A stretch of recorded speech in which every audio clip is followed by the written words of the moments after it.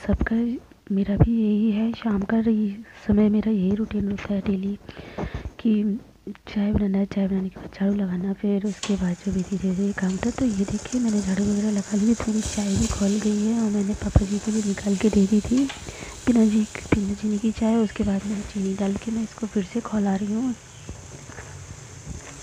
तो चाय मेरी बन गई है और आ जाइए पी लीजिए आप लोग भी, कौन कौन पिएगा।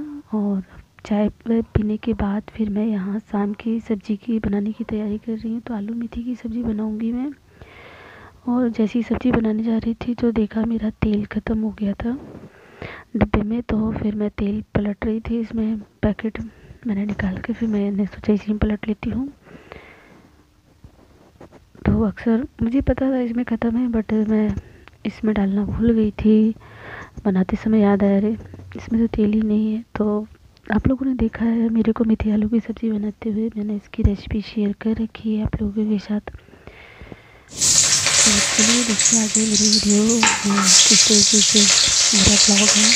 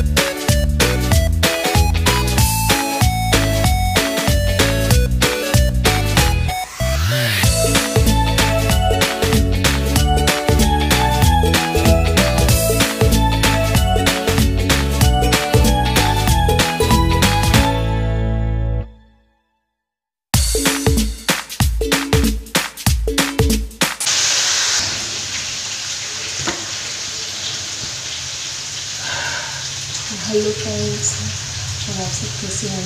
आप सब अच्छे होंगे। और मैं भी सब्जी देखिए मेरा अलग करेगा है। और मेरी आदत है कि कोई एक काम एक साथ एक बार में नहीं करती हूँ। मेरा एक तरफ काम भी होता रहता है, दूसरे काम भी जो छोटे मोटे होते रहते हैं वो भी काम निपटा लूँ।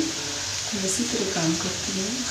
और मैं काफ़ी दिनों से ब्लॉग नहीं बना रही थी और मेरे को टाइम भी नहीं मिल पा रहा था, ना ही तो कोई वीडियो बनाना चाह रही थी। और अक्सर मैं ब्लॉग ही कोशिश करूँगी बनाने की, क्योंकि अलग से वीडियो बनाने का टाइम नहीं मिल पाता है मेरे को। तो ब्लॉग में क्या है, मैंने जैसे कि अपना काम भी हो रहा है मेरा और वीडियो भी बन रही है।